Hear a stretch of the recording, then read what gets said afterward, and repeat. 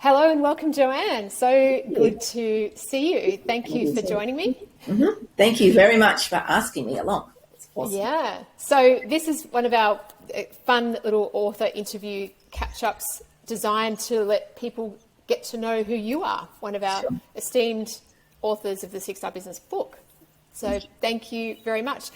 I think to get us started, what would be really awesome if you could just tell people or tell me who you are, where you are in the world, who you serve, and maybe something personal that you, or something about you that you like to do outside of work. Sure. Okay. So Joanne Brooks, based on the gorgeous Gold Coast in Australia. Beautiful weather today. Who do I serve? I serve small business owners who have lost control of their business, overwhelmed.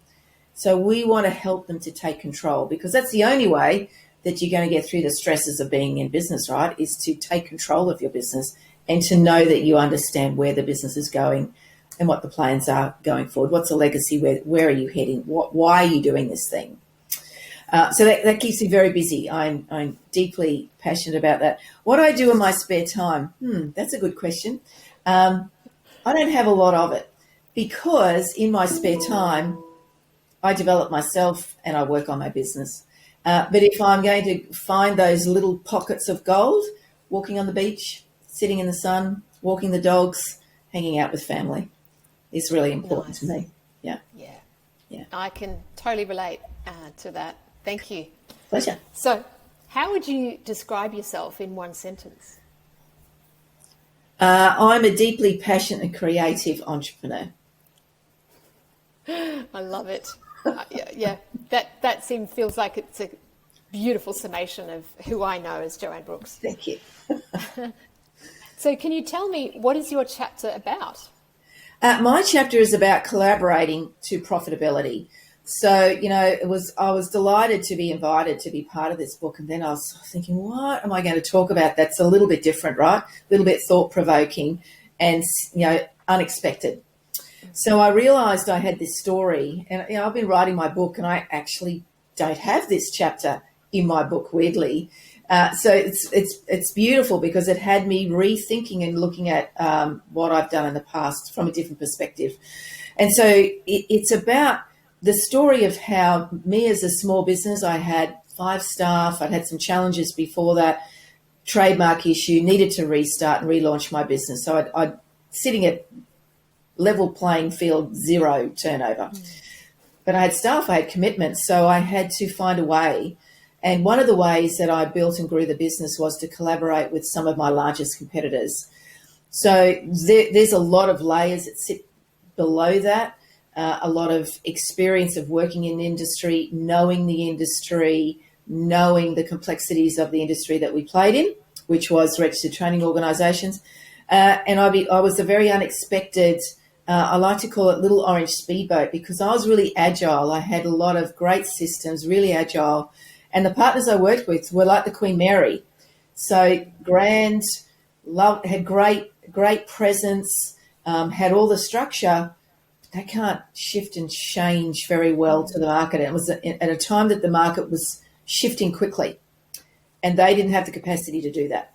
So I share in my chapter what I did for me as a business owner, what I did for my team, and that I grew it from 5 staff to 110 staff to 0 turnover to 30 million in about 2 years' time, period of time. So it was a ridiculous ride. It was a hell of a ride.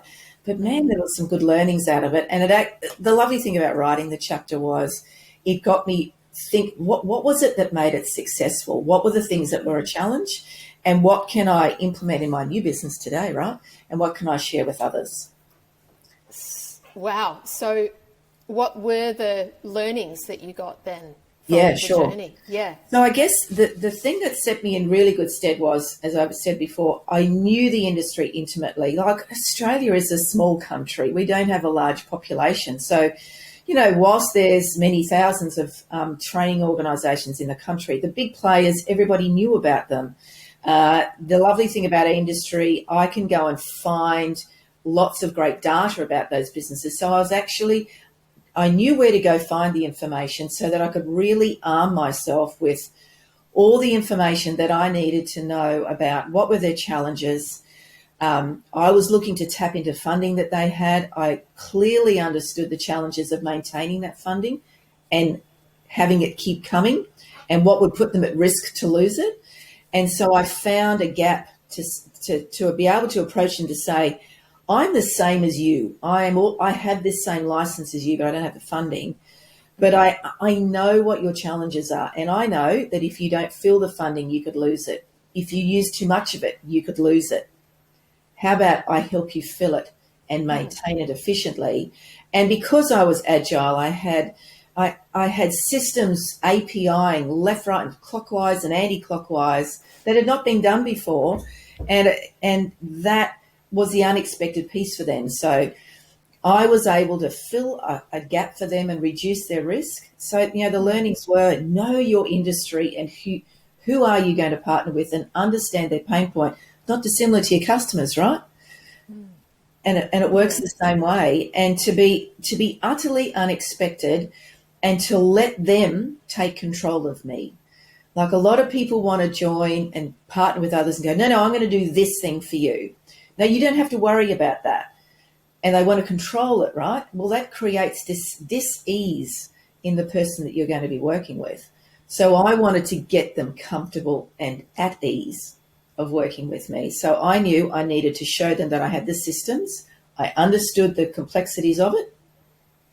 I had a team that would bring the sales in. So they virtually got a business in a box that would just sort of jigsaw puzzle into them, right? So that was a really key learning, that know your industry, intimately understand what their challenges are, and find the unexpected complementary product. Yeah. Yeah. So that was a huge learning. For sure. And what impact do you hope to achieve with this chapter? What I know is, and what did cause me some challenges towards the end of this company existing, it was eggs and all in one basket. That is never a good business strategy. So what I want to share is to say, here's another bow to your arrows and all that sort of stuff. Here's another way that you can generate income for your business. You might have this strategy, this strategy, this strategy, but hey, here's an unexpected one. And your competitors will probably find it unexpected as well. And so, you will get a bunch of no's. I get it today. There's a lot of narrow-minded people out there that think, oh, no, you're just going to take my customers. You're my competitor. Yeah, but there's plenty of business for everybody. And if it's a product that complements. So the learning for me is to help people understand diversity is king in any business, in how you generate income, whether it's product, location, marketing, activities. Diversity is key. And this is one that a lot of business owners wouldn't think about. I really love that, Joanne. And what came to mind really, really strongly there was, I always like to connect things to nature. Yeah. And in fact, how does nature survive diversity? Yeah. Yes, absolutely. I don't need to give anyone a biology class here, but No, just go and research that. But that is how nature survives. Yeah. So that's just so beautiful. How did you feel when you were writing your chapter? Oh, look, it was very cleansing. It was great. And, remember that, Joanne, you tend to forget things after a while of things that you do. And it's only when you go back and look at your journal and see what you've done, So it was a lovely reflection, and it got me thinking, all right, who are my competitors today? Who can I go and speak to today and have this conversation with, and let's see where it can go. So it was lovely because, there were some challenges in the business profile, as I alluded to, trademark issues, closed a business, lost it. And it's always really nice to write this stuff down. It's a cleansing. It gets it out of your soul. Yeah. It was great. It was wonderful. But as I said, it got my creative mind thinking, wow, okay, done it once. Why can't you do it again? I love that. Why not? I really love that. Absolutely. Why not? There is no reason why not. You bet. You bet. What's been the biggest gift on your journey, in your working journey to get you to where you are today? I guess there's one piece of advice that I learned from my dad many, many years ago, and and I'm not sure if I've shared this story. It was connected to when I first left school. So Joanne was a very shy girl, and I spent most of my childhood playing in a cupboard. So I was incredibly shy. I found talking to other people very difficult, and I always wanted to go to university, and I was not allowed to.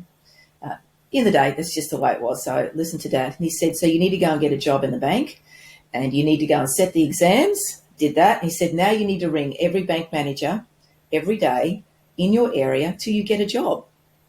Now, that was terrifying, mortifying for me to think about that. But I got a job in 2 weeks. And the reason I got the job was that, Joanne, you're the only person who rang continuously. So you didn't get the best score, but you were persistent. So the biggest learning for me through my entire business career and employed career is that the only person who can make things happen for you is you.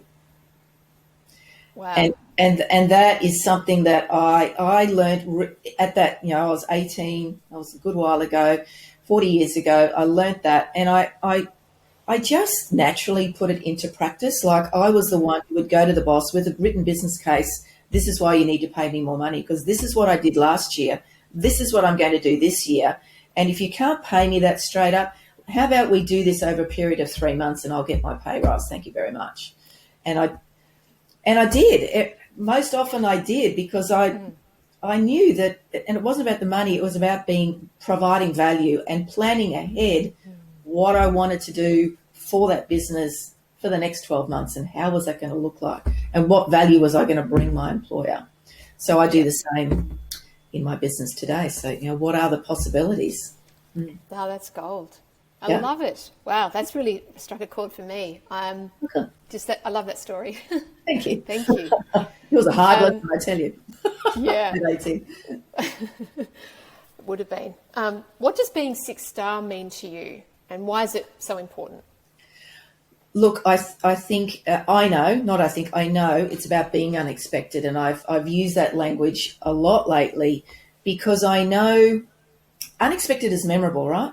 And unexpected in a good way. So unexpected in owning where you don't perform. We slipped up, we buggered up this time. This is what we're going to do to make sure that this doesn't happen again. So, for me, how can any business stand out in the busy white noise of business today? You have to be, I love the book Purple Cow, to the point that I create an awards system called Purple Cow, that every staff member nominated a staff member to be who would be the Purple Cow awardee of the month. And it's that unexpected piece, right? It's like building a beautiful culture in your business, being unexpected with your customers. I make an effort to ring customers every day. So I want to speak to some of my customers, say, hey, it's Joanne. How's it going? What are we doing well? What are we? Oh, really? Wow, the CEO's rung me. Yeah, that's a title. Let share with me how that journey is going. What can we do to do better? Is it working for you? Those sort of things. So, for me, it's about being successful. It's about grabbing market share when there's so many out there vying for it, right? And the only way you can do that, I know, is Purple Cow, 6-star. That's what you have to do, right? And the only way you can do that is when you're tapping into your why and your purpose, and what's this legacy you're aiming for. Because if you're just doing it for the money, you're going to be sadly disappointed. Very. Yeah. Very. You've managed to touch on all of the most important things in like answering just like 3 questions. It's like, I love the way your mind works and how you just like bring everything in together and like illuminate it all and just thank you. Boom. Yeah. So it's why you're in the book. It's why you're an author. You are so 6-star, and thank you for your pleasure. time. And thank you for asking me great questions. You're welcome. That was fun. I hope you had fun. Yeah, it is always fun to talk about business, right? I'm like under wet cement. You just can't stop me. Ask me any business question, I'll keep talking. No, it's very good. I love it. And Thank you I'm so much. excited for where this book is going to take everybody, right? And just Yes. sharing, as you say, sharing the genius of 22 other people, of which Absolutely. you are one of them, which is wonderful. Yes. Thank you. Yes, totally agree. It's going to be a journey, and I'm really, really grateful for you and for your contribution. So let's do this. Happy days. Thank you. All Happy righty. days. Thanks a lot. See you soon.